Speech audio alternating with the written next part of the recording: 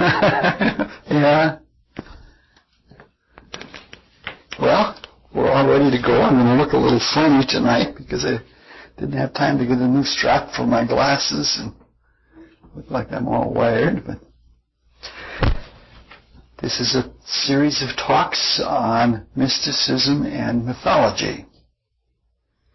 And everybody knows what mythology is. Mythology is a collection of stories about gods and divinities and creation and all sorts of things like that go back to very ancient times. And so what it is going to be a series of talks that are basically just storytelling.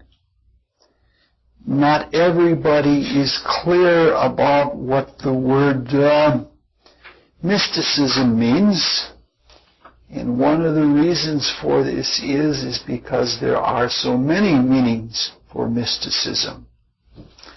It means something different to different people. We'll look at, since we're introducing, we'll look at 3 definitions of mysticism and start to get used to some of the ideas. The first is a generic definition, and in this sense, mysticism means an inward approach to reality and meaning.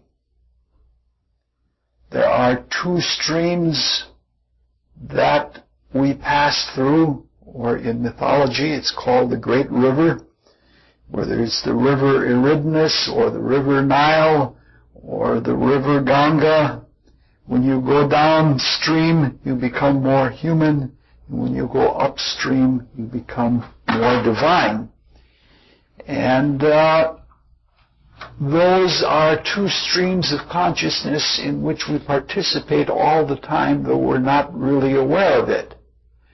On one hand, we have intuitive impulses, we have creative imaginings, we have great ideas, and we try to externalize them and manifest them, whether they be artistic works or humanitarian social works or something like that. There is a process where we draw from deep within ourselves spiritually and by a laborious effort try to hold on to all of the different onto the basic idea without all of the different diverse distractions, either distorting it or watering it down until we get it out. And when we get it out, it's never what we wanted in the first place, but we're still the better for it.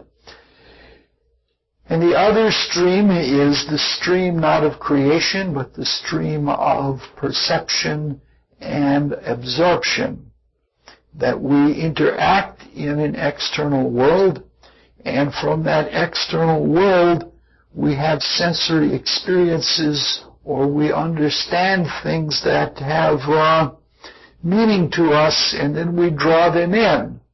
We draw them into where we have impressions about them, and we have thoughts about them, and then finally we have conclusions about them.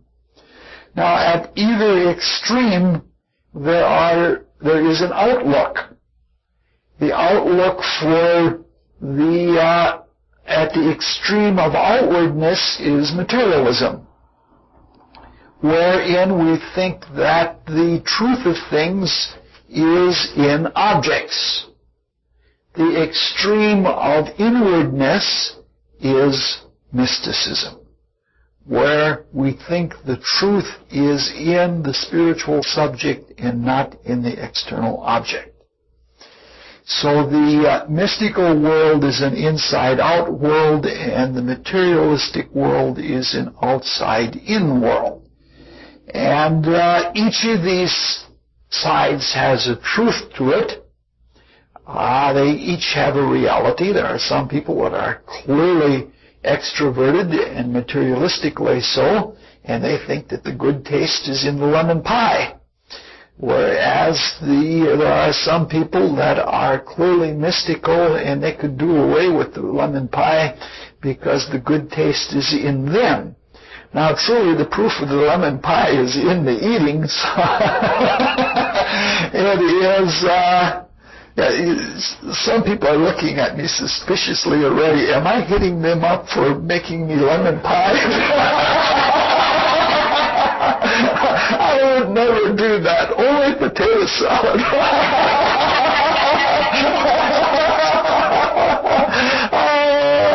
It's kind of a craziness. All right. And like all partisan things, if one gets involved with too attached either to inward meaning, one can almost become solipsistically insane. And if one becomes too fetched with outward things, one can be just ripped to pieces trying to hang on and identify with all sorts of externals. Now the second definition, that's the generic definition.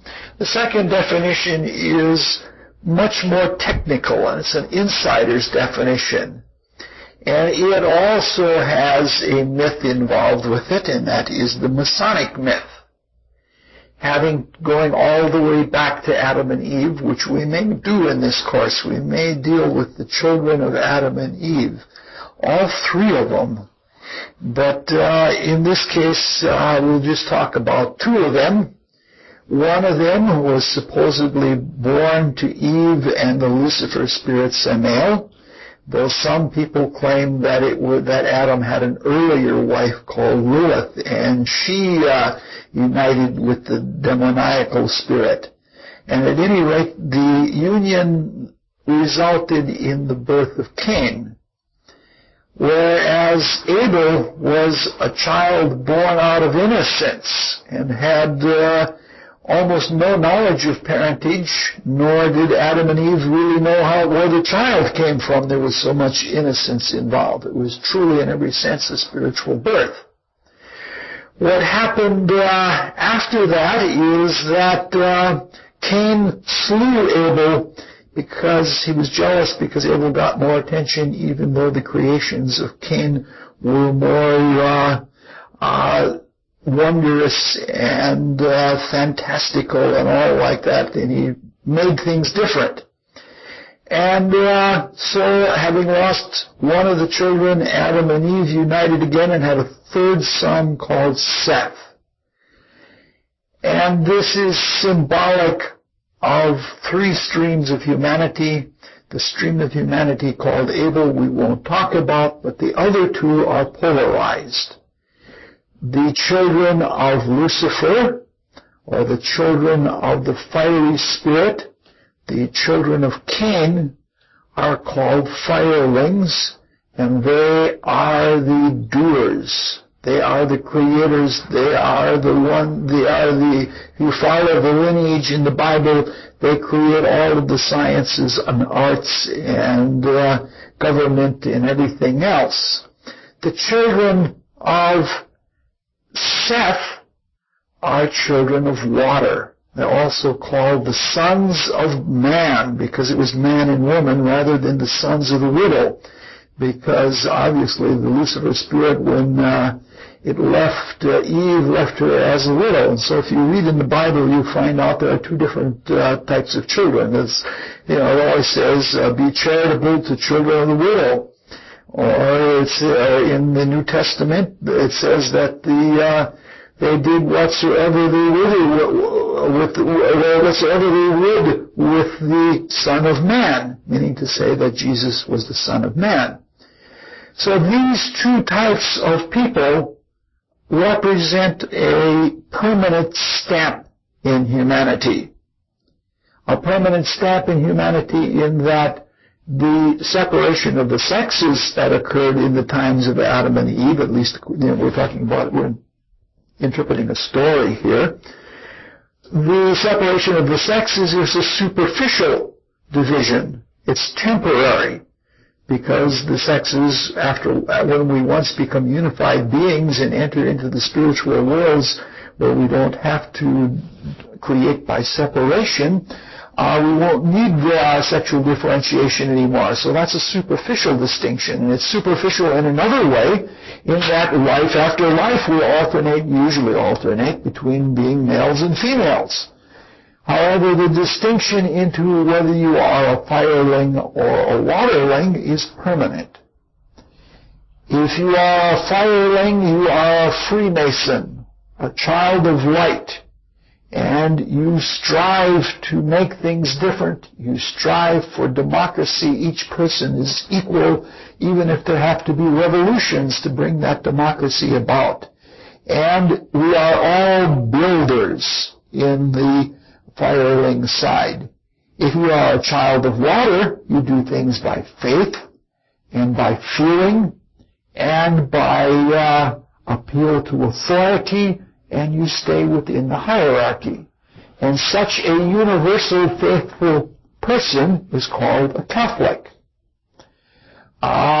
Ultimately, when you start really developing in these two streams, the person who develops through the Freemasonic side goes through the mystery schools, and in the mystery schools is initiated into conscious knowledge, conscious creative knowledge of the mysteries of the creation. And such an one is called an occultist. Not to be associated with black magic as the term now means. Occult means just hidden. On the other hand, the Catholic that becomes very, very devoted to the point that they're doing miraculous things in their purity of faith and with their spiritual innocence becomes a mystic.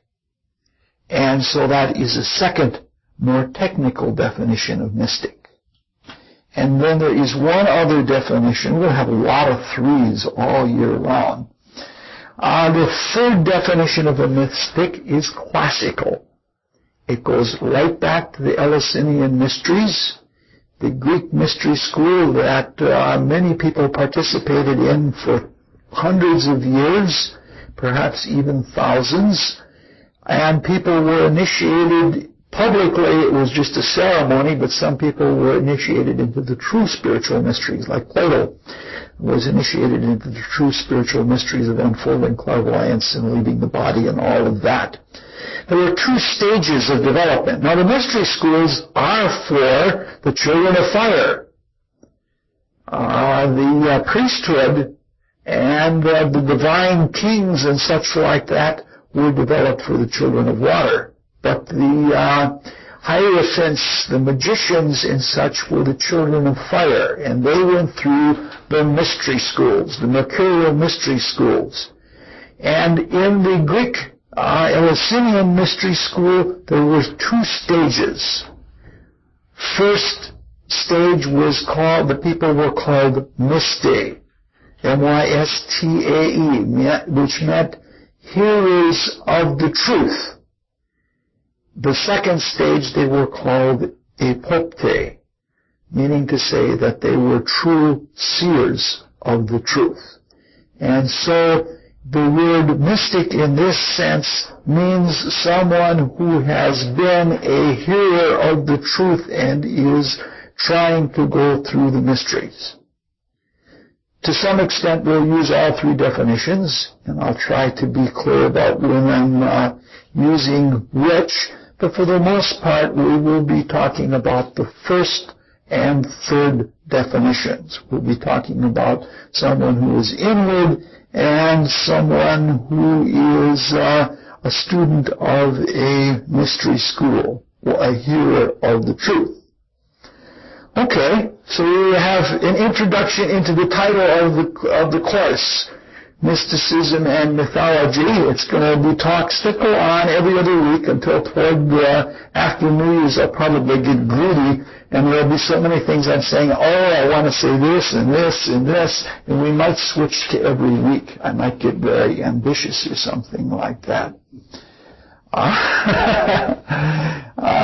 That happens with me. And I'm pretty much assuming that since people are in this group are interested in things like mythology and astrology and mystery wisdom, that we are all children of fire and that we're trying to look at things in a way that we can really understand what is behind it all and become divine. So when we look at mythology from the outlook of the mystic, it's very different from the way other people do it. For example, depth psychologists look into myths, and they do a very fine job of it because they see how the principles that are behind the creation of the cosmos and that represent the logic of the gods works into the soul, the psyche of an individual, and when they find psychological meanings to myths, their meanings are very valid. We'll look a little bit at those things, but since the psychologists do so well with that, we won't do that at all. We're going to look at it more in terms of the mysteries meaning. We may look a little bit at the way anthropologists or historians or geographers or astronomers or astronomical cosmographers will look a little bit at the way they look at myths, but not much. We're going to be looking at it as the mystic does, and that is that mythology constitutes the last vestiges in this world of what was once a universal language. If you get into comparative mythology or comparative folklore, you'll find the same things coming up again and again, and that is because people have the same things in their soul, and going deeper yet, it is the same realities in the spirit that that they're looking at, and we were all once part of that spirit. So if we go far enough back into any language, we find that almost all words, any word that we use, is either the name of a god or the name of an action of a god. So that the words that are our language, you might say, are embodiments of divine beings, divine intelligences, the very same intelligences that we call laws of nature. So, ultimately, if we go back far enough in the realms of the spirit, we get to the one spirit, and we get to the one pervading truth, intelligence that is behind everything, and that is within everything. The one is divided within itself, and the ones are divided within themselves until we find an infinite number of kingdoms. Right now we see only the kingdoms of minerals and plants and animals and humans, but there are actually, they have been counted by seers, 40 million kingdoms of being, from the one going right down to almost the consciousness of a particle. So these hierarchies are sometimes, like in Hebrew mysticism, they're called the Elohim, and in quite a few traditions they're called the ancestors. In the Native Americans and in the Hindus, they're called the ancestors of various kinds. So the various beings that represent stages or activities within the consciousness of the one sort of act as organs of accomplishment whereby the great work of creation is done. Here we talked that much on only one page, and we got about 40 pages tonight. I was frightened. There are only 7. So.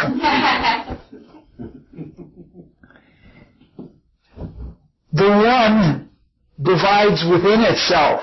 It's a very tricky thing. I'll run it by you really fast, but it's something that you should ponder. It took me 32 years of pondering to come to the understanding at least this clearly.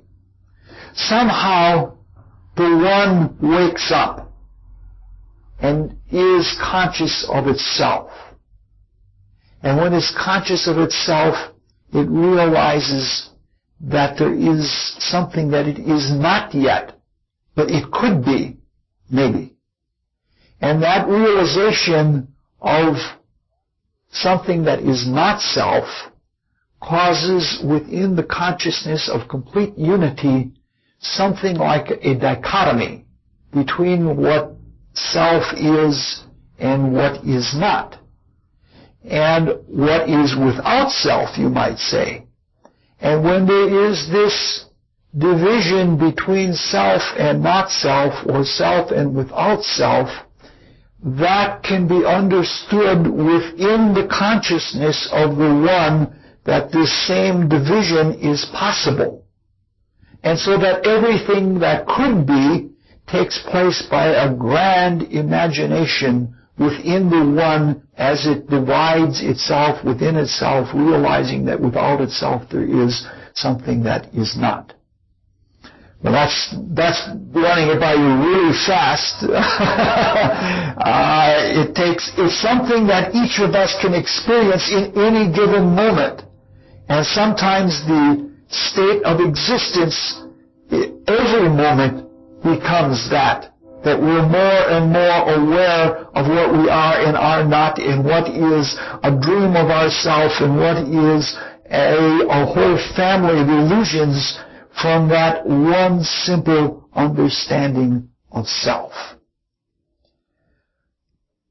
So there are all of within the great dream, the great creation of everything, and we only see a small part of it. What we see with our telescopes, with billions of light years and parsecs and such like that, that's only the outer part of it. That's only the sand on the seashore. There are inner worlds and worlds within worlds that are very, very grand, so that it makes all of this seem insignificant almost. Now, all of this, within all the differentiation from one that is universal, all the way down to a speck of matter, like a piece of sand, the unity is maintained all the way through.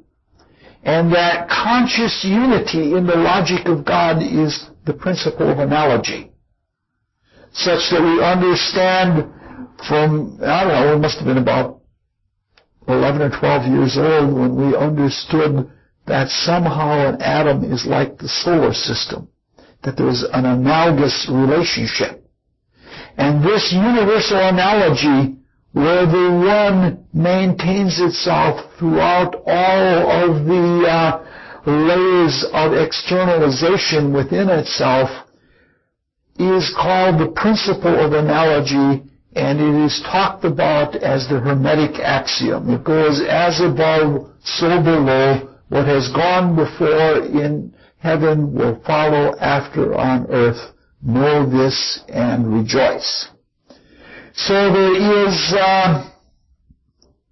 something then between the unity, like the one maintains itself on every level of its existence, every differentiation.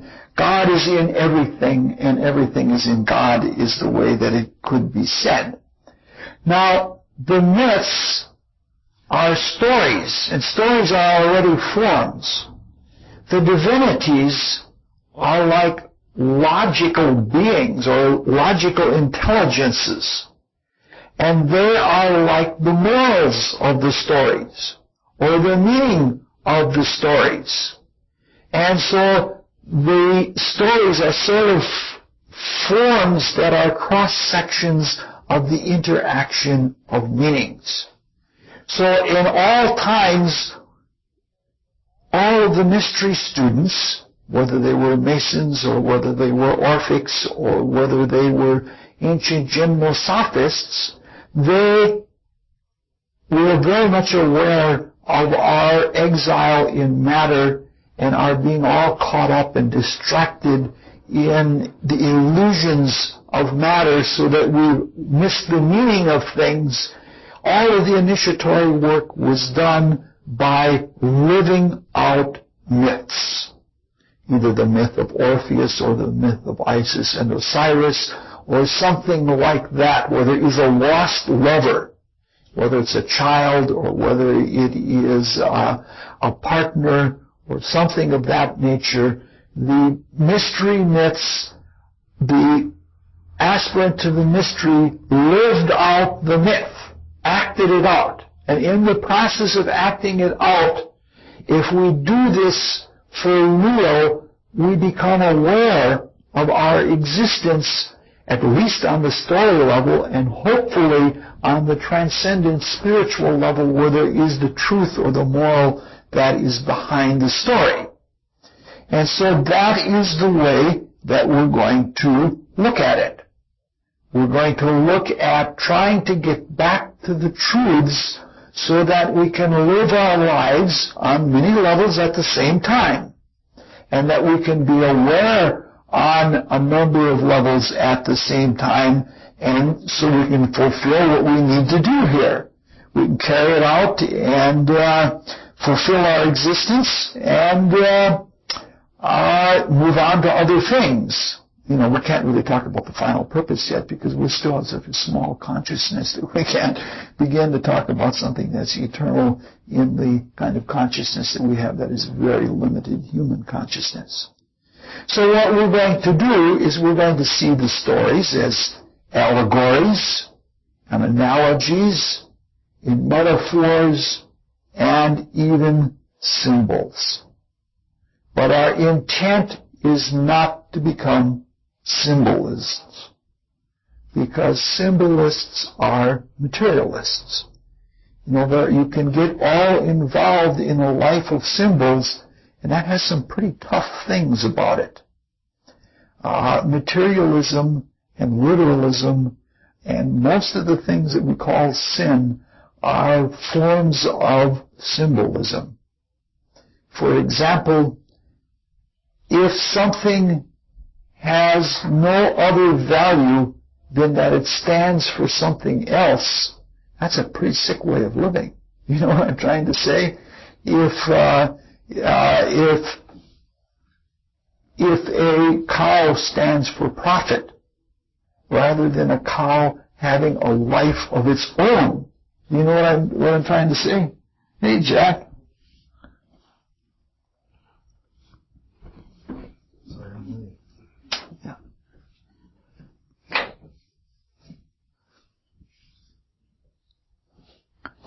If a cow doesn't have a life of its own, well, you know, that's absurd. Why would we want to treat a cow only as profit or as food or something like that?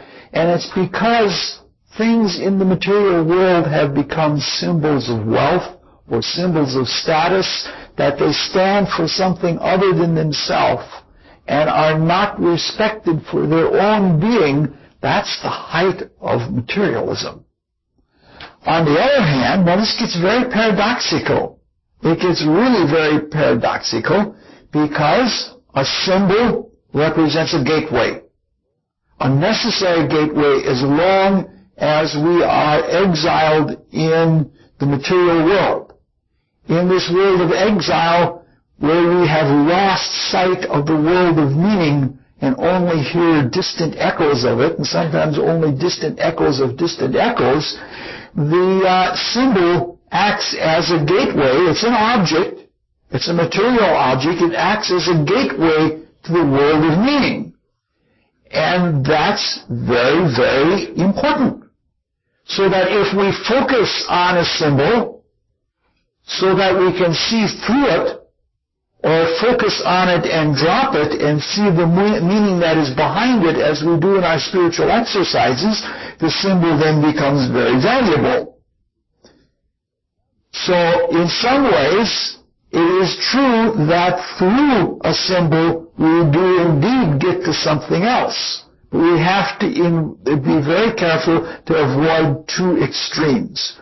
One, taking the symbol as a thing for itself, to be exhibited only for itself, and the other of denying symbols and having no sense of meaning at all.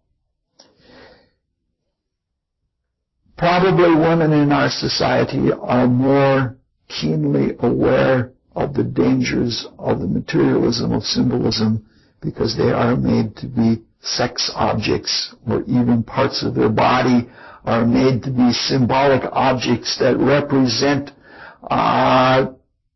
desires, unfulfilled desires, which could certainly be fulfilled in other ways. And I think women are much more sensitive to what it's like to be a symbol for something.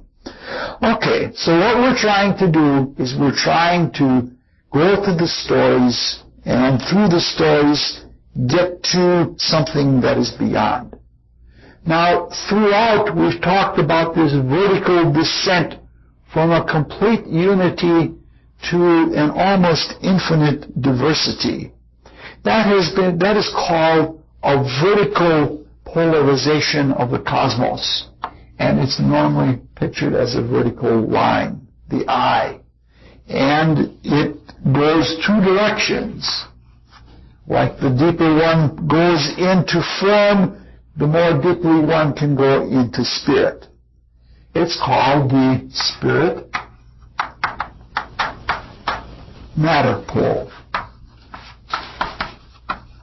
Or if you like the Eastern terms, Hushra and Prakrit. Oops, put an R there. Prakriti.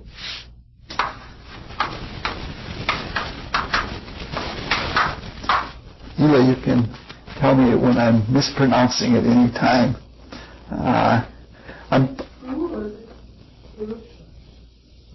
Is there an I in there?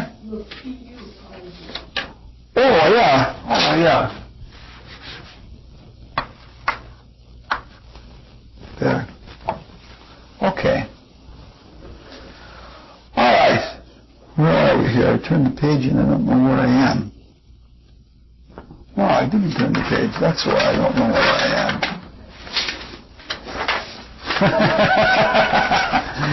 All right, earlier we were talking about, this is called the pole of existence, you could call it.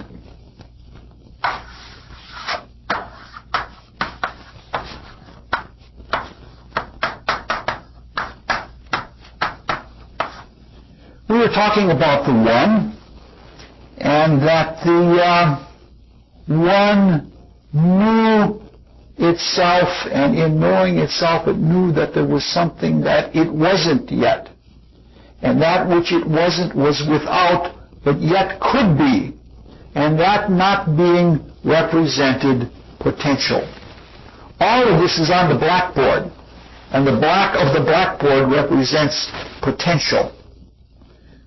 You've heard it from me many times before, the two things that best represent the absolute, which is and yet is not, but could be, but couldn't also. When you start talking about absolutes, you can't say it in words. The two symbols are silence or blackness. Everything that's in white is, but everything that's in black, maybe. You don't really know it. And this potential is bipolar because spirit is bipolar. That is to say, the potential of what could be in spirit is called time. And it gets filled up with spirit, the attribute of which is character.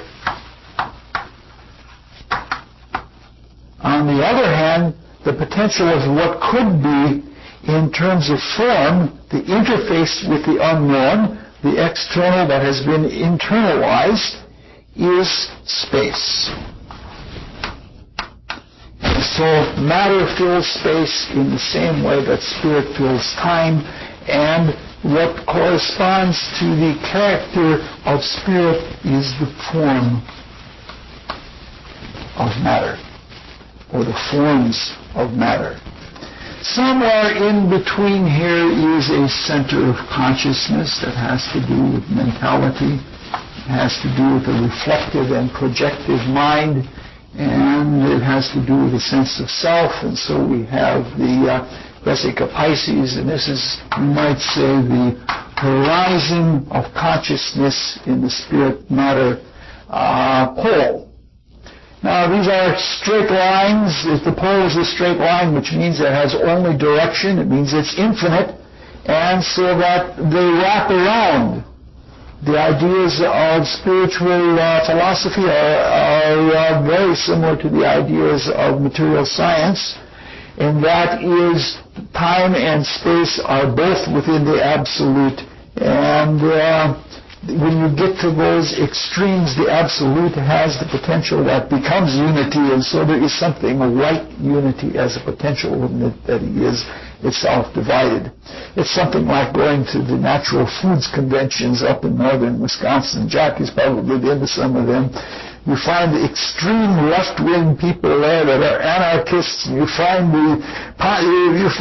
radical hippies and posse comitatus talking to each other at the same time. They're the extremes, and they each understand each other. And that's the funny part of it. When you get to those very extremes, everything dissolves into a spaciness. So there is a wraparound quality, and everything dissolves into the one or precipitates out of the one, and so even our bidimensional or bidirectional consciousness it still exists in time and space within the absolute. So the projection, the spirit, since spirit knows itself, is the known. And it projects a maybe. It projects a creative dream into the unknown. And by playing make-believe for keeps, it gives itself to the unknown in its creative activity, and it gives it everything it's got, and somehow in the interaction of spirit and matter, the known and the unknown becomes known. It is called the spiritualization of matter, the materialization of spirit into forms, and the spiritualization of matter through soul. And this is part of the whole consciousness or the whole creation that we're working through. This is still all introduction. We'll get to something more cogent in a little while. All right. So we find a spirit, like Pythagoras, was asked to define God, and he said it's undefinable, but if you could define God, God would have the body that is the light, but not like the light that we see with our eyes, and the soul would be like truth. So it's just like when the lights go on and you see the truth of everything, that's the beginning of going in the direction of spirit. Going into the other direction, things become more and more concrete, so that when you have to get up in the morning, some people like false spirit in the form of coffee to even move the form around, because it's just too tough to do sometimes. I prefer chocolate myself. But I'm being pretty good about that. So we have looked a little bit then, when everything goes from the universal to the particular, or for the particular to the universal, it goes along the pole of existence. Now, a peculiar thing is that this pole has often, in many mythologies, even right down to the wood that was used in the cross of Christ, which we might go into, but I don't think in this course, that the tree is what represents the cross. Represents the pole. Now, it's a peculiar thing about the pole that if we think about the pole from the viewpoint of spirit, we're thinking about it from the viewpoint of consciousness. And then the tree is an upside-down tree. And different kinds of trees have been used for different purposes. Some people, we talked last year and several years ago, we talked about the ash We've talked about birch trees, and we've talked we talked a little bit about lime trees, but not too much. But when you're talking about the relationship of the various planes of matter to the vertical pole from spirit to matter, the tree that is usually used is the Christmas tree, either a pine or a spruce or something like that. And the tree is often shown as being upside down. It's upside down because from the viewpoint of spirit, the roots go into the unknown absolute within that potential of time. Within time something could be. I could exist within time. And the deeper you go into your meditation, the more time slows down. You know, like even a great musician can put all kinds of notes within one bar because they're so concentrated, everything is really slow. To be an up-tempo musician, it means to be an inexperienced musician. You know, like within one phrase of one bar, you can say much more to get that real deep concentration. Well, it is represented here. There are different planes. I used to climb a Christmas tree every year and put a star on the top of it. It was magnificent. I could see for miles around. It was a big tree, and when you get up there, you see that the way the conifers work is that each set of branches is exactly parallel to the ground. There's no slip at all, and that's just what it's like. Each of the planes are spread out from each other, and you can look down and you can see how they spiral around so that they can get light, you know, and so that you can't go right here because there's already a branch there. So on the next tier, I'll go off on this angle so there's light available. And so it was a beautiful thing to look. So this is an upside-down tree, and it goes from the universal consciousness of everything within the one until you get down to like a mineral, which is a point consciousness, and it just has the consciousness of existing in one point. On the other hand, if you look at the spirit-matter plane from the viewpoint of matter, you start out with, you know, the unknown going into space. The root is lost in space, and you have a plenum of facts. There's more and more information than you can possibly ever deal with. And then you start universalizing until you can get to the one truth, the one unifying truth. And so the tree is either an upside-down tree if it is passing from spirit to matter, or a right-side-up tree if it is going from matter to spirit. And if we put the two trees together, we obviously have the famous Star of David, the six-pointed star, which is the symbol of the macrocosm and the whole process of spirit into matter and matter into spirit. See, all of these things we can look at from hundreds of points of view. We can look at it from all the diverse, you know, when we get down here, I can only see him from in front. I can't see him from behind. I have only one perspective. If you get up at the top, you can see him not only from all the different points of view at the same time, but you can see all of his past lives, and you can see all of the ideas that he has drawn on to produce one individual personality. And so we have that kind of thing from going from universal to particular, or from going from many particulars to one truth. Okay, so we have, I jumped way ahead of my notes here. That's all right, we're going too slowly anyway. So what we're doing in this course is somewhere in the middle, up here is meaning,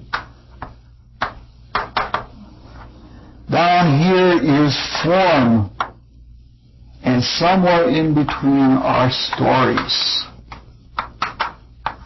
So we're somewhere in the middle of the trees, and we're trying to climb out of our preoccupation, out of our being stunned and blinded and numbed in matter. Now, we've been climbing for a long time. We started this whole series of talks on mysticism and mythology, boy, how many years ago? The first thing we talked about was the myth of Lucifer and the myth of Prometheus. We wanted to talk about the spirit of looking at things with independent creativity. And we wanted to talk about the dramatic reality of the gods. Because to some extent, a lot of myths can be taken literally, because the gods are gods. And yes, they are intelligences, but they are also divine beings. But then we corrected in the next phase of the talks, and we talked about the myth of Sisyphus and said that sometimes myths say exactly the opposite of what they mean. So that Sisyphus looks like a terrible, terrible story, but if you look at it in reality, it's a glorious story, and it is filled with meaning. And then after that, we did a whole sub-series of talks about creation, in which we took formulae out of the creation stories. We used Native American, and we used the Bible, and we used some Greek, and we used some Hindu, and we used some Tibetan myths, and we tried to extract the meaning or transcend to the meaning, so that if we had the creative formula, we could do anything from making a new recipe to making a new human being or creating a whole new society. Then we did a whole series on myths that were used by the mysteries. We started out with Isis and Osiris, and we did Demeter and Persephone, and then we did Dionysius, Zagreus, and Bacchus, and we ended up with Orpheus. And then we spent the next entire year on a whole different theme. We spent an entire year meeting every week, dealing with myths and fairy tales of heroes and heroines, and we looked at them relative. Yeah, I'm sorry, it's hot in here. The room is designed for winter classes, and eventually in the winter we heat with the lights, and it's a little bit warm now. It's hard to stay awake, even especially when I drone on and on and on. And so we dealt with myths of heroes and heroines for an entire year, and we tried to look at them relative to the work that we have to do to learn to leave our body and actually live in the kingdom of the gods, to live in that inner world where we could see ourselves even better than others see us. And so that we aren't limited to just this place, but that we can expand our consciousness to all over space and participate in the creation in a much, much larger way. Then I got fascinated. I was in my late 40s, early 50s, thinking about what's important in life, because some things are more important than others. And so then we spent 3 years looking at myths of hierarchy. What's more important, what's less important. And if we can find the hierarchies in the creation stories and in the relationships to the gods to each other, that we can have some idea of the principles that are right within our own being of finding what is more or less important. And so the first year we talked about hierarchy, first half year we talked about hierarchy in Hindu mythology, and in the next half year we looked at hierarchy in Egyptian mythology. And then we took an entire year meeting every week looking at hierarchy in Greek cosmogony. That is the creation. We looked at 3 different creation stories: the Plasagian, the Olympic, and the Orphic. And finally, last year, meeting every other week, we finally finished up the notions on hierarchy. And I still wouldn't say a lot of the things I wanted to say, but I'll sneak them in a different way. By looking at hierarchy in Norse or Northern European mythology, Germanic, Norwegian, etc.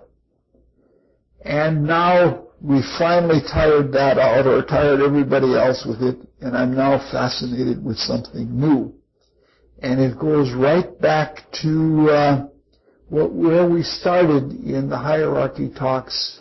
We talked about spirit, and we talked logically about the threefold nature of spirit.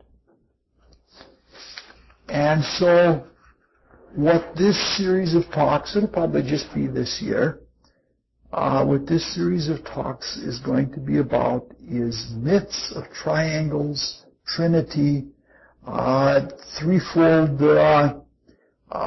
processes in the spirit, in the soul nature, in the psyche, and in the physical world. Because three is, division, it's either this way or that. And there's always a terribly divided feeling that's associated with divide and conquer. But all of the music that is, marches, when people march on each other, it's 1, 2, 1, 2, 1, 2. But when people dance, they dance to 3/8 time or 6/8 time. Those constitute most of the dances. So what we're going to do is we're going to, in some ways, look at the Godhead, the Trimurti. That is the one being with the three faces, Brahma, Vishnu, and Shiv. We're going to look at those kinds of myths. And so now we've gotten through the whole pre-introduction, and we're now ready for the true introduction. This was all the lightweight introduction stuff. Now, the rest will be easy now. And to do that, we have to tell a story. It's a story that we've looked at twice before in these talks, but we're going to look at it in a different way this time. In fact, we're going to do a lot of that this year. We're going to look at myths that we've looked at before, and we're going to look at them in totally different ways with totally different meanings, because that's what it's like when you have, that's the way you can tell whether you're growing spiritually. If you can go back to the great spiritual things, whether you read the Bible or whether you make studies of geometry or astrology or something like that, you can go back, and each time there is deeper meaning and there are more meanings, because there is there's a universe of meaning out there, and it is a very full universe. We're only going to tell a fragment of the story this time. And we're just going to take one little piece. We're not going to go into the origins, and we're not even going to go into the wonderful climaxes of it. We're going to just take a piece out of everything. Now, there is an occult maxim that goes, everything is in everything. That is to say, you can learn some things by comparing one thing to another. And in that comparison or contrast, you can learn something about both of them. But if you're mystically inclined, you see that each of them is in the other. And that if you want to study your dog, you might look at a plant or at a star or read a poem about something totally different, and everything is in everything. If we have the intuition to get to the appropriate point, we can connect and see that everything is indeed in everything. Poets do it all the time. They see wondrous things in other things.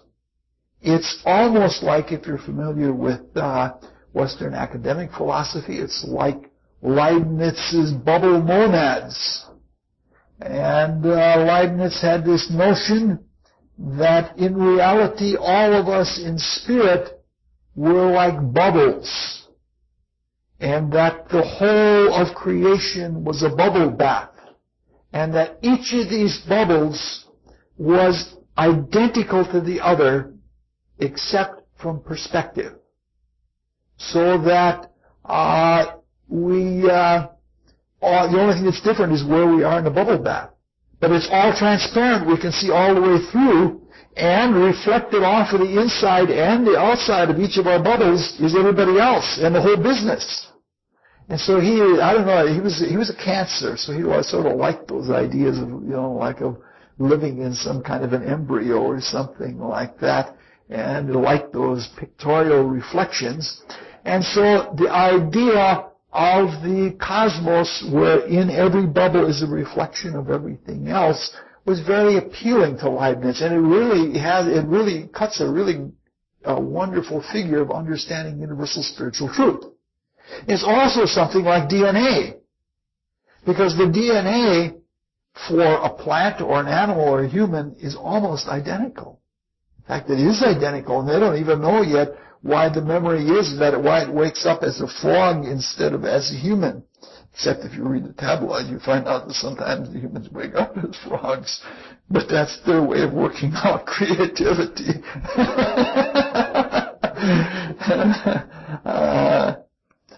I am the champion of the tabloids and of television wrestling, because sometimes the pondering all of the grays and how the rights and wrongs and the spirit and matter, how it all fits together, is just so hard, which is just a big cover-up. It's a bunch of intellectual umbrage for not just doing the simple good that you should do.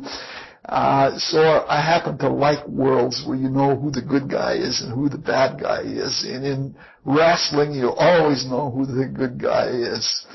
And you can see that the evil even cooperates with good, because you can pick a man upside down. Instead of his legs scrambling all over the place, they're straight up in the air, so you can battering around.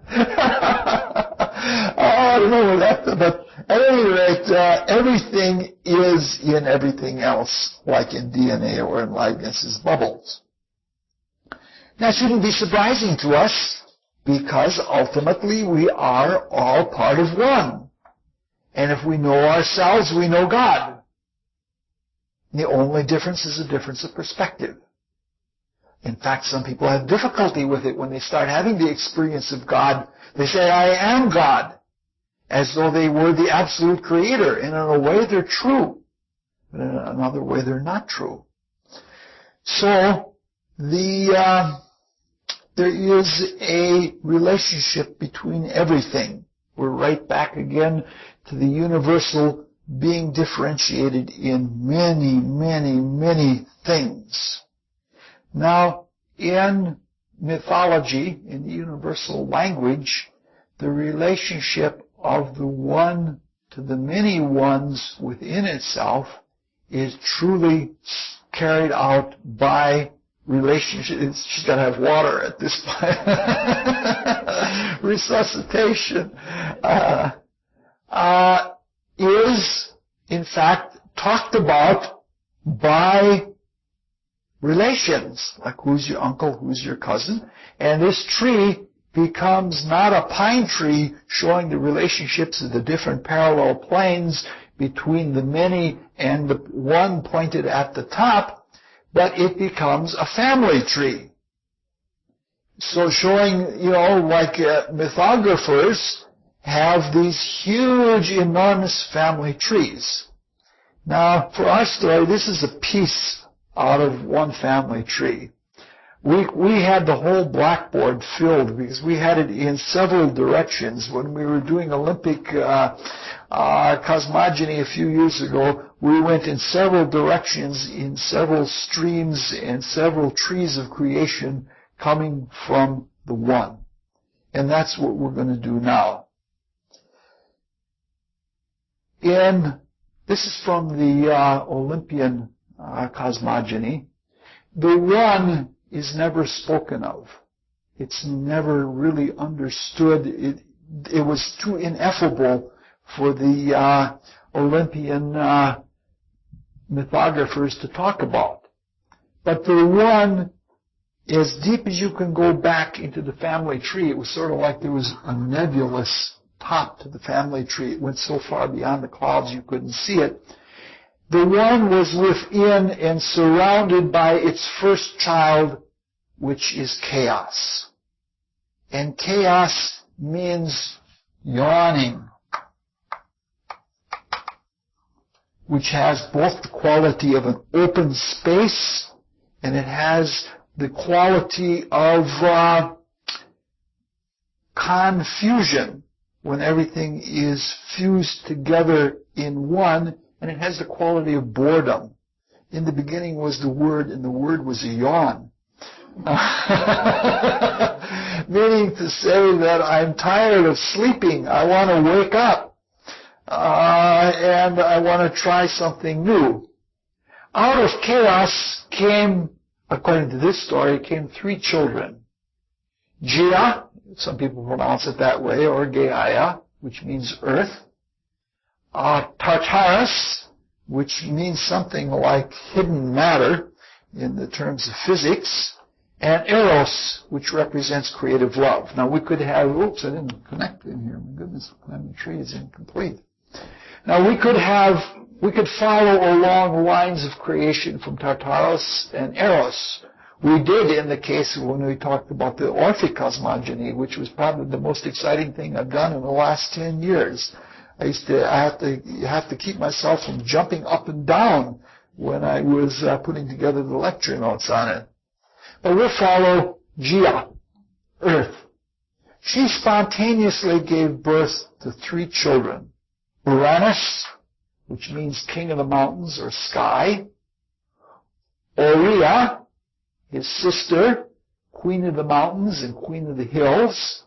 And Pontos, who represents the Salt Sea, that's his name.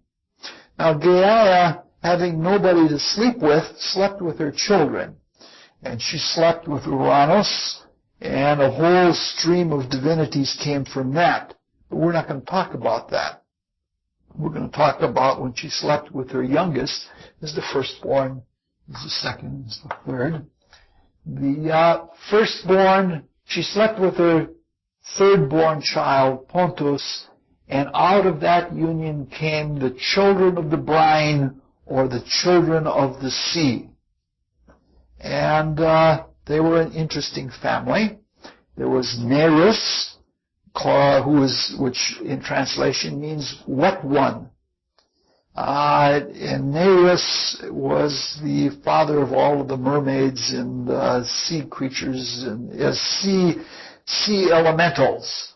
There was Thaumas, which means wonderful. It's where our word thaumaturgy comes from. Thaumaturgy is another name for magic, where you startle people with wonderment. And this has to do with the very mysterious nature of the sea, the Neptunian nature, where all of those magical things happen. Phorkys, which means boar. We won't talk much about that. And Keto, spelled either with a K or a C, which means sea monster. And her brother Eurybia, and 9 telekines, which I'd like to go into someday, but I won't get a chance to for maybe another life or two. And by then, mythology won't be important anymore because we'll see all the things straightforward. We won't even need stories. We will be beyond symbols and even beyond stories. But at any rate, Keto and Eurybia married each other, and they had a family. And their family was in chunks. The first chunk of the family was the Gorgons. Stenfo, which means strong. Eurali, which represents wide wonder. And the one that we all know about, Medusa, which represents cunning. The second clump in their family were the gray. Enyo, which means warlike. Pamphredo, which represents wasp. Now, all of these have a lot of other meanings. We're skipping a whole bunch of things, but you can't get into everything, because otherwise we would be here, I'd be talking perpetually. And Dino or Dino, which means terrible. You see, these incestuous unions always run into, creepy things. Ladon, which means embracer, and Ladon was a sea serpent or a sea dragon that crushed things to death. Echidna was a sea viper who poisoned things, and then last of all, the beautiful Hesperides, which you can see now. It's that time of the year that we can see the Hesperides in the stars anyway. We won't go into how many there were or how many names because it's all controversial. This was their family. Now, this was not a pretty family because there were troubles with them. The Gorgons at one time were beautiful, but they slept around and they were unfaithful to the gods, and gradually they became monstrous. The Grey were mixed. They had beautiful faces and they had swan-like necks, but they were gray. They were very old. They had been sitting on gold thrones at the base of Mount Olympus so far back into time that nobody knows where they come from. That's where they get their name Gray, because their hair was gray. And they were beautiful, but old and very quiet. Later Echidnae were ugly, and the youngest of them, the Hesperides, were extremely, extremely beautiful. Now, not only were the children of the sea ugly, but many of them were malevolent. We all know that the malevolence, for example, of the Medusa, to even look at the Medusa would turn you to stone. She was so ugly. She was indeed stone ugly, as the street language goes now. It's surprising how these things keep coming back again and again and again. The Grey were not malevolent. They were extremely wise, but they were tight-lipped. It was very difficult to get anything out of them. In fact, the Grey were at one time worshipped by most of the people. And most of the people that worshipped them were called Graeci, which is where the word Greece comes from.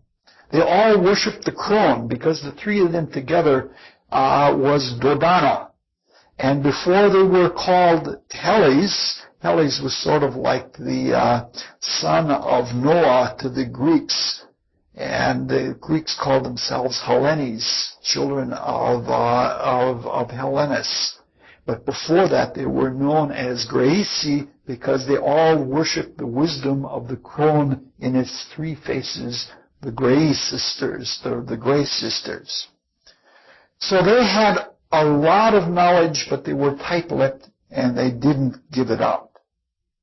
Now, somewhere else we could trace down again, actually each one of us could trace our family tree back through this to the gods. Down one of the streams of the family tree from the house of Perseus.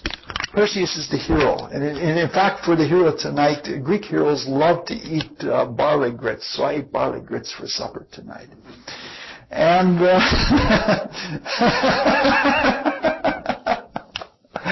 it all goes back to Heracles, but Perseus is way before Heracles.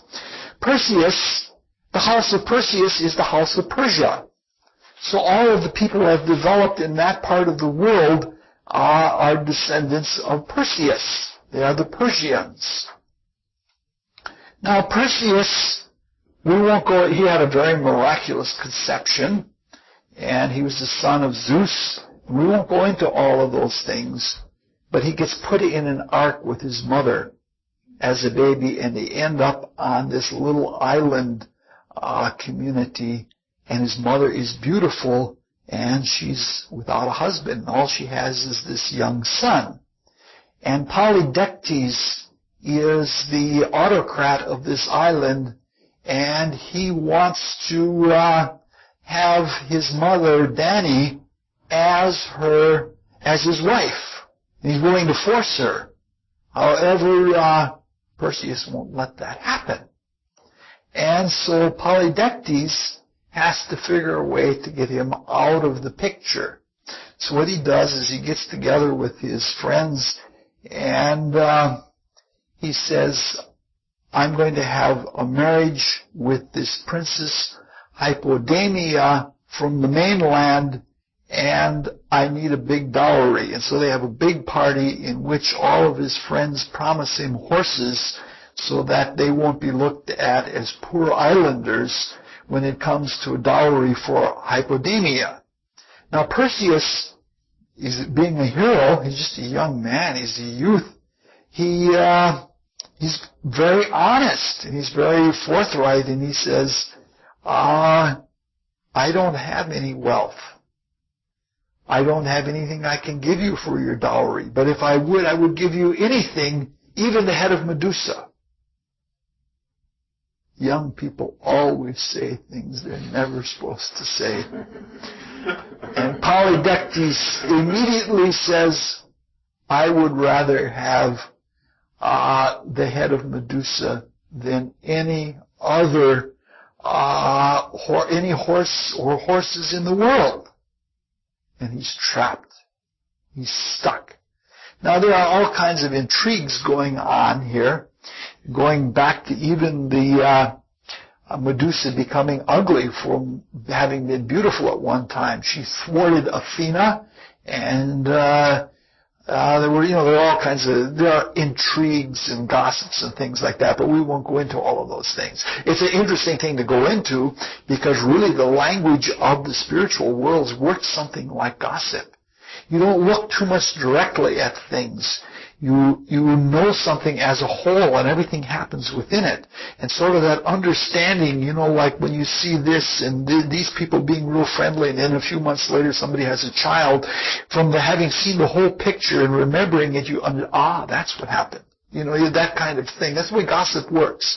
Gossip works in the spiritual worlds that way. There's Carl Jung has a lovely little piece that he writes on the psychology of rumor, and how by rumor people pick up the thing. I have a friend. I got to be very careful here because I don't want to get caught in the same. I'm a confessor for many people, and this friend confessed something to me that was it even had me drop my jaw. And then the friend moved away to a distant town. And in the distant town, somebody was jealous of the friend, and they started a rumor. And the rumor that was started by the jealous person was exactly the thing that the person had confessed to me. And it is one of those things. You remember like when Midas whispered that the king has ass's ears? Or the Midas's barber whispered into the ground. Midas says, once something has been confessed, the whole universe picks it up. And it's really the rumor, and now the person gave me the second astoundment, because she came and complained to me about being subject to this vicious rumor that wasn't true, though it was true in her desire. And I was astounded that she didn't realize that the world could pick up even the hidden things. So that's the way. So there were intrigues going on, and there were people who were willing to help Perseus get the head of the Gorgon Medusa. Athena gave him a bright shield, a shield that you could see anything off of. It was mirror bright, which in a way talks about the reflective quality of the aura, when we can reflect pictures off the inside of it, just like Leibniz's soap bubble. When we become far enough along to be initiates, by having done the service, our aura becomes that thick and that bright that we can do it. And Hermes gave him an adamant sickle to cut off the head of Medusa with. But he needed other things. He needed 3 other things. He needed a pair of winged sandals, because the island where the Gorgons lived you couldn't approach it. So he had to be able to fly there. And he had to have something that held the purse, that held the head of Medusa in, so that he wouldn't glance at it. Because if he did, he would turn to stone. So he needed this purse. There was this purse that had a quality that it fit whatever you put in it. If you wanted to put the whole cosmos in it, it fit. If you wanted to put one grain of sand in, the purse accommodated itself to that. And the other thing he needed was the ability to be invisible. And to be invisible, he had to have the helmet of Hades. And when you put the helmet of Hades on, you could not be seen by other people. These three items represent qualities of the Spirit. The power of will to do whatever you want, the deepest power, which is as far back as we can go into our being. The Father, no man knoweth the Father except through the Son. That deepest power of will is always invisible. The purse that contains anything is the perfect imagination. It doesn't imagine things, but it has the ability to make imagination possible, which is the second attribute of the Spirit. You can do it even in our mental imagination. You can imagine one atom, or you can imagine one solar system, or an entire galaxy. The imagination under our control is our greatest creative vehicle because it accommodates to everything. And finally, the winged sandals are the third attribute, the thinker. We have the willer, the imaginer, and the thinker. And those thoughts can propel us anywhere. Now, these three attributes of the Spirit represent what is within the chromes. Now, the objects that we're looking for, the sandals, the helmet, and the purse, are in the Stygian swamps. And nobody knows how to get to the Stygian swamps except the Gray sisters. So Perseus has to get that information from the tight-lipped Gray sisters. Now, the Stygian swamps, there were, in the underworld, there were 5 rivers. There was Aornus, which means birdless, Archeron, Cocytus, Leaf, Leith, and Pyrophlegethon. Oops.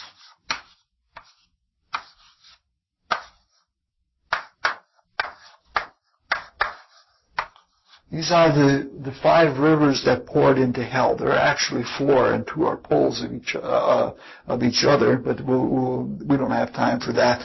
And they all poured into a circular river, which was the river Styx. And the river Styx was as much a swamp as it was a river. It was in the underworld. And so somehow the nymphs of the Stygian swamps had these gifts that Perseus needed to accomplish the task of getting the head of the Medusa. Now, he came to the Graii very, very carefully. He had to. Now, he understood their strength and their weakness. Well, there's one thing about the Graii we didn't mention, that between them they had 1 tooth and 1 eyeball. And what would happen was that they would equitably share the eyeball. One would see for a while, and then they would pass it to the other. And then that one would see for a while and would pass it to the other. And they kept rotating or cycling the eyeball like that. So what Perseus did is every time the eyeball was being passed, he would come up closer and then hide before the next one put the eyeball in. Until he got close enough, and then when they were passing the eyeball, he goes and he grabs the eyeball, and there's chaos, because they don't have strength. They've just been sitting on these golden thrones at the bottom of Mount Atlas. And so he's got them where he wants them. And he says, I'm not going to harm you.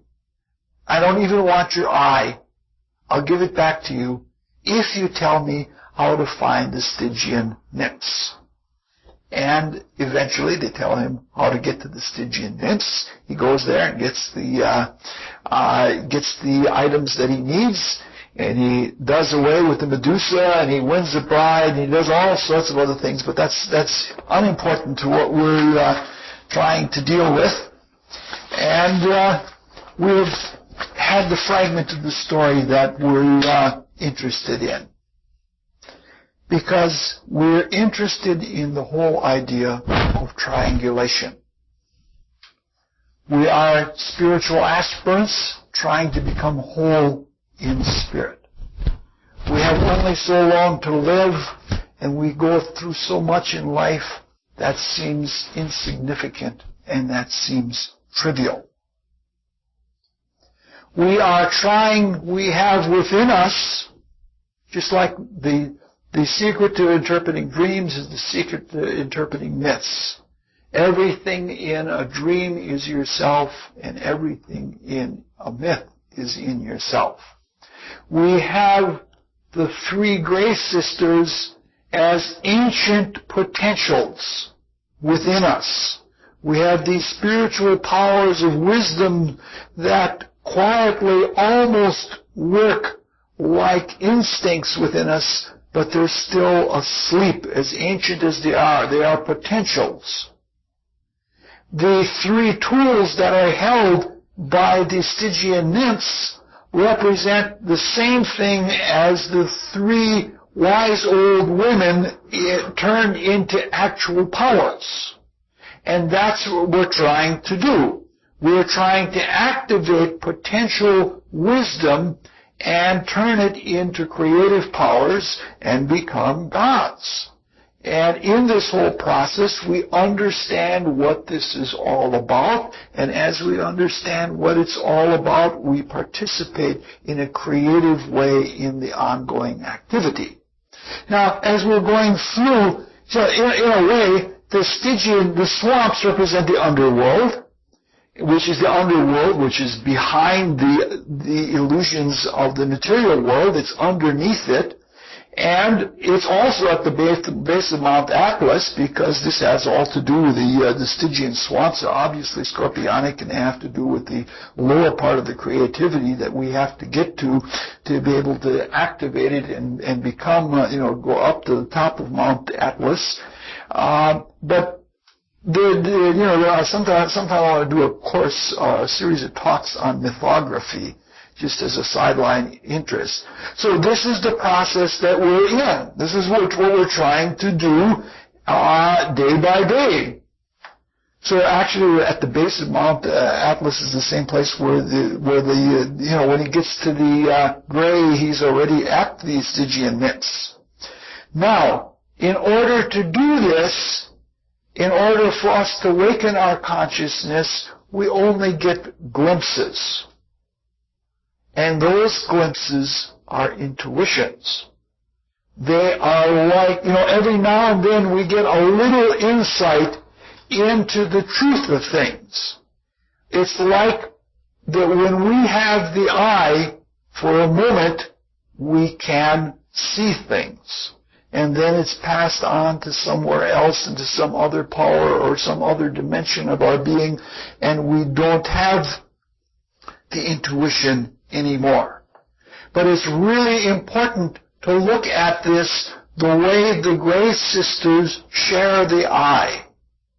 They share it equitably, meaning to say that there is a balance, which means to say within our soul, within our spirit, within our personality, the more we have of a balanced internal equipoise, the more likely we are to have those moments of discovery. And so the whole process then is having a balance. Now, my first experience of this actually happened 32 years ago, and it took me a long time to figure it out. I was an atheist at the time, and then I had a mystical experience and a serious illness. And the way I had huge hospital bills. I had a nephritis. I almost ate my own kidneys up with an infection. And I had this huge hospital bill to pay off, and so I took care of the sacred cow, is what I did. I worked for the Borden's Milk Company, and I washed the milk trucks when the truck drivers would come in, and then I would do brake jobs for people on the side to make a few extra bucks and such. And there was a driver, a milk truck driver, that was quite remarkable. He saved himself miles worth of walking every day by his intuition. He'd go driving down the street and he'd say, I wonder if Mrs. Zapata wants something extra today. And the voice from within would tell him, Mrs. Zapata wants a pint of whipping cream today. So he knew what her regular order was, and he would trust that, and he would grab a pint of whipping cream and take it along to the door, and when he would get to the door, there would be the note in the milk bottle saying, would you leave a pint of whipping cream? And because he trusted and because he believed his intuition, he didn't have to run back to the truck and get the pint of whipping cream and come back and then go back to the truck again. And the man was amazing. And he had all these beautiful things to say. But I was disgruntled by it all because here I was reading out of Blavatsky and all of the deep mystery wisdom. And I had this experience that had changed my life. And here was this man. He wasn't especially intelligent. He didn't know about the mysteries. He wasn't especially sensitive. But he had a balance. In the soul, in the soul nature, the power of will is reflected as what we would call good old-fashioned gumption.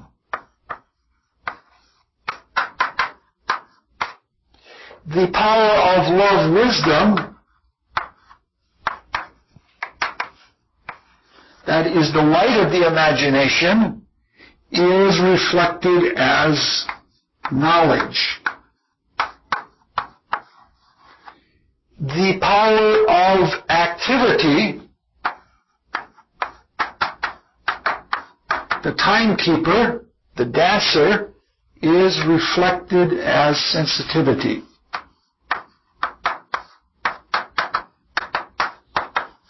Sensitive to the times and the places and things like that. This man had these three qualities in his soul nature balanced. And because of that, he had the eye of intuition within. You look at most people that we encounter every day, they're sensitive. They're sensitive to more things than they can deal with, to the point where they have allergies and everything else. People like ourselves are worse off yet because we're not only sensitive, but we have knowledge. We know all of the psychological things about the neuroses, about the things we're sensitive to, and we know all of the astrological reasons for the things we're sensitive to, but we can't do anything about it. Most of us lack gumption to get out there and do something. Anytime you become too extreme in either one or two of these qualities, you are misfit. Some people are so sensitive that they can pick up all of the pains of other people, but they can't do anything about it. They're empaths. Some people have gumption. They're insensitive. They can run right over other people, and they do horrible things to other people. Some people have a lot of knowledge, but they don't have either sensitivity or gumption, and so they're irrelevant. They publish a paper a year, but they have no sensitivity to what's going on in the world, nor do they have the wherewithal to do something in the world. This man had a nice balance of all three.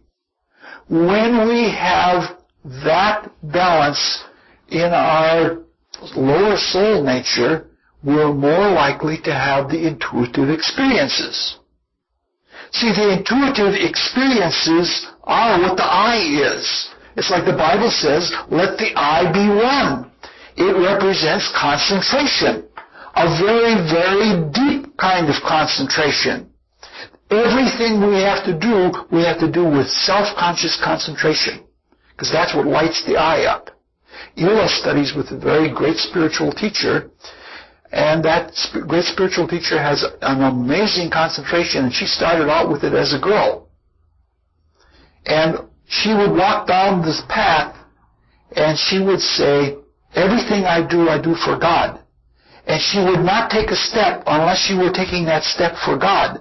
And if she took several steps and forgot herself, she would go back, take those same steps back until, with that concentration, she had done them for God.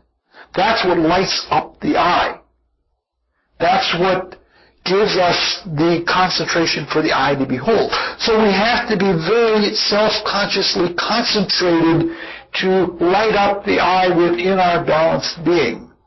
But it's paradoxical again, because Perseus had to sneak up on the I, meaning to say, our greatest danger is if we're too self-conscious. What do we say? I'm on the spiritual path. Right there you fell off as soon as you say that. And so you have to sneak up, and that sneaking up also comes from the I, because if you really are focused on doing things for God, you are so humbled that there is no room for the egoism where we would try to take the divine and abrogate it to our own personal glorification. So what we're going to talk about for all the rest of the year is the passing of the I. We're going to talk about triangularity in spirit and in soul and in body. And we're going to be really classical this year. The first thing we're going to start out with is the myth of Oedipus, and we're going to do all three Oedipus plays by Sophocles. And Sophocles he was a great playwright. He was an initiate into the Eleusinian mysteries, and on top of that, he became quite spiritually unfolded. The occult scuttlebutt about Sophocles is that two lives later, he was reborn as Richard Wagner. And probably in that life in between, he was a woman studying music, because the plays were written by the Ionian Greeks, and the music was written by the Dorian Greeks. And you know how the Athenians and Spartans got along. They were always fighting, and so Wagner said to himself, I'm not going to be beholden to those guys. I'm going to write the words and the music, which is what he did as Richard Wagner. And probably he studied music in between there. We're going to look into the myth of Oedipus, which means we're going to have all kinds of fun with all kinds of other things at the same time. And then we're going to switch to something else. We're going to go back and do a double triangle. We're going to go back. I recommend this series of books. I can't read the whole thing. It's enormously big. We're going to read the best source of Isis, Osiris, and Horus. It is the Plutarch version. There are two Plutarchs. One was a Neoplatonist, and one was initiated into the myths of into the mysteries of Apollo, and into the mysteries of Dionysus, and into the Isisaic mysteries, the mysteries of Isis. And he writes the story of Isis, Osiris, and Horus to Kalia, who was the Pythonist, the one that sat on the tripod at the